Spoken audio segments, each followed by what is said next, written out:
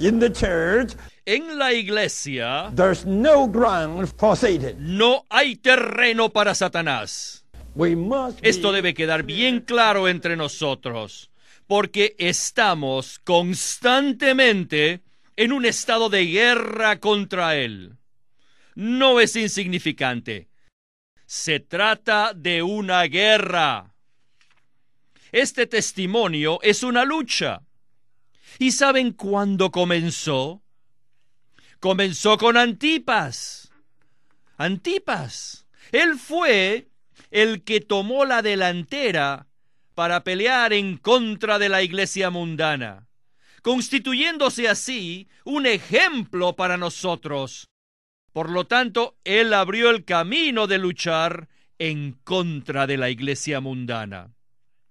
En el griego, Antipas significa contra todo. De todo lo que la iglesia mundana sea, o tenga, o haga, Antipas estaba en contra de todo eso. Y por ello llegó a ser un mártir del Señor. Ahora, debemos ver el principio que esto representa. Ya vimos la iglesia que era deseable a Dios, Éfeso. La iglesia perseguida, Esmirna. Y ahora estamos viendo la iglesia mundana, Pérgamo. Son 3 iglesias. Ciertamente deseamos ser una iglesia deseada y perseguida, pero tenemos que abandonar la iglesia mundana.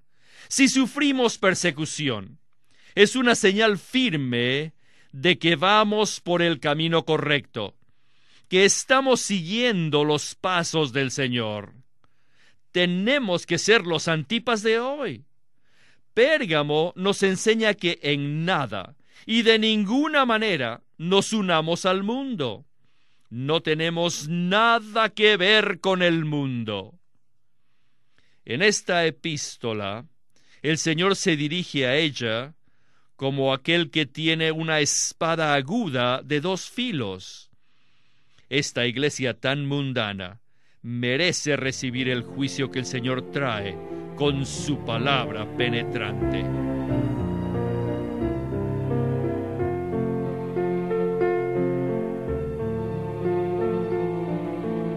Para recibir una copia gratuita de la revista El Manantial, llámenos al 1-800-810-1149.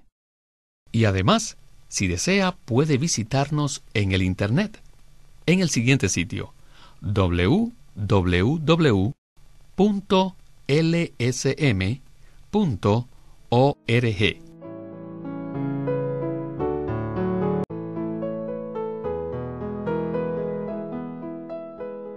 Pues bien, Antonio, debemos ser los Antipas de hoy, los que ciertamente agradan al Señor, aunque suframos persecución.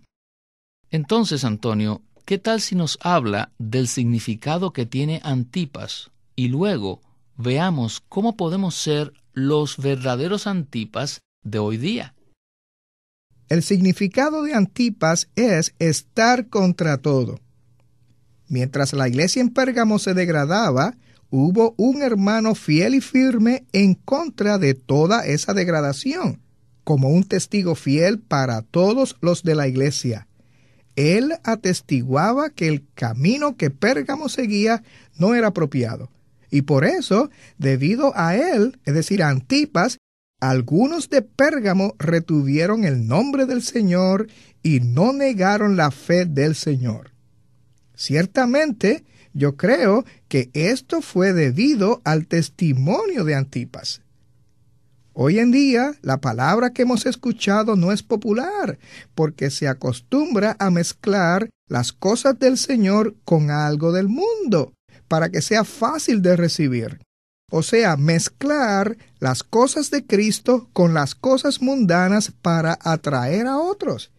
Pero nosotros debemos ser los Antipas, los que real y absolutamente están en contra de todo eso, porque nos interesa llevar el testimonio de Jesús y guardar su palabra. ¿Cómo podríamos unirnos con el mundo que lo crucificó a él? Sería ilógico, e insensato esto. La iglesia hoy es la novia de Cristo. ¿Cómo podríamos unirnos en matrimonio con Satanás, quien es el enemigo de Dios? No es solo ilógico, sino también repugnante. Amén. Nosotros, los creyentes, de manera positiva, somos el testimonio de Jesús. Y si verdaderamente lo seguimos, lo que hacemos nos pondrá automáticamente en contra de esa unión ilegal con las cosas mundanas y satánicas. Queridos radioyentes, no debemos errar el blanco. Queremos ser el testimonio apropiado de Jesús. Aprecio mucho lo que el Señor Jesús dijo de Antipas. Mi testigo, mi siervo fiel. Nuestro deseo verdaderamente es este, que cuando nos encontremos con el Señor, Él también nos diga así: mi testigo y mi siervo fiel.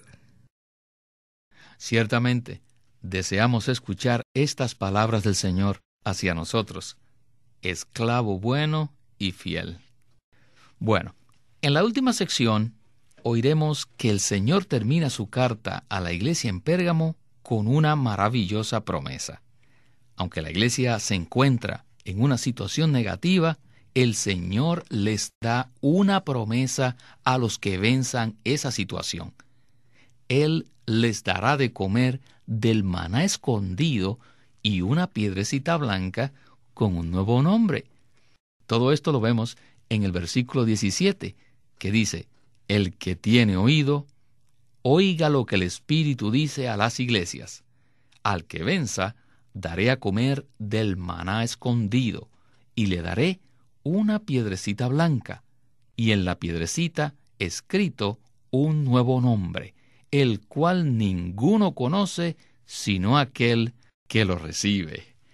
¡Qué final tan positivo tiene esta epístola! Vayamos entonces a la conclusión de este estudio vida tan maravilloso. We enjoy Christ in a hidden way, Nosotros disfrutamos al Cristo escondido. which no one else Por lo tanto, understands. nadie puede This entenderle. enjoyment Este disfrute del maná escondido produce en nosotros una transformación. ¿Por qué decimos esto? Lo decimos debido a que el Señor, después de referirse al maná escondido, habla de una piedra blanca. Pese a que en Romanos 9 se revela que el hombre es simplemente un vaso de barro, sin embargo, cuando el Señor conoció a Simón Pedro, inmediatamente le cambió el nombre de Simón a Cefas, que significa una piedra. Y en Génesis 28, cuando Jacob despertó de su sueño, tomó la piedra que había usado de almohada y la llamó la casa de Dios. Además, en 1 Corintios 3, Pablo indica que las piedras preciosas son usadas para la edificación de la iglesia. Y en Apocalipsis 21 vemos que las piedras preciosas son materiales con los cuales se edifica la Nueva Jerusalén. Al unir todos estos versículos, vemos que una piedra representa a una persona transformada. Aquí en Apocalipsis, el Señor promete al que venza darle comer del maná escondido y una piedra blanca. Esto indica que si comemos del maná escondido, seremos transformados en piedras preciosas. ¡Vaya! Ser una piedra blanca indica que si el vencedor come a Jesús como el maná escondido, será transformado en piedra blanca para el edificio de Dios.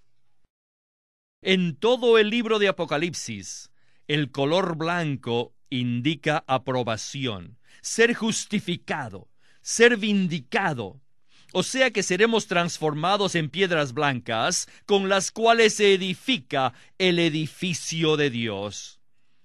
El Señor justificará y aprobará estas piedras, como lo indica el color blanco.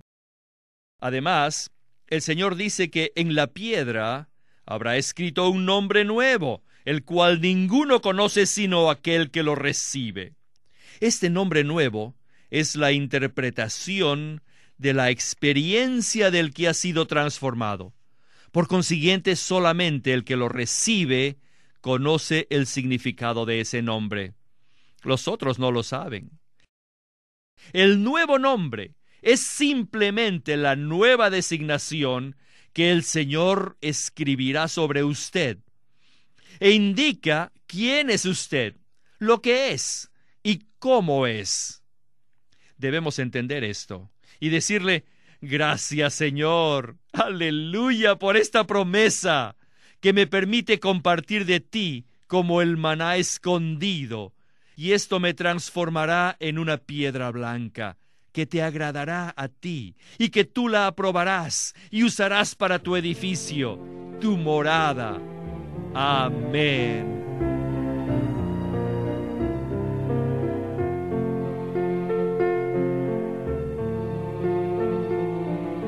Qué maravillosa oración con la que concluyó el mensaje nuestro hermano Lee. Es maravilloso que el Señor cuida de una iglesia en la cual se encuentra el trono de Satanás. Y les promete que si vencen esa situación que está mezclada con el mundo, y que si vencen las enseñanzas satánicas erróneas, ellos recibirán una porción especial de Cristo. Amén. No hay duda, Antonio. Los asuntos que abarcan estas 7 epístolas tocan no solo la verdad, las doctrinas, las cosas negativas y son proféticas, sino que además siempre nos regresan al punto central de este libro, que es la revelación de Jesucristo y el testimonio de Jesús. Qué precioso estuvo este estudio vida. Bueno, Antonio, muchísimas gracias por haber estado con nosotros y espero su visita muy pronto una vez más. Gracias por invitarme al programa de hoy. Disfruté mucho estar con ustedes.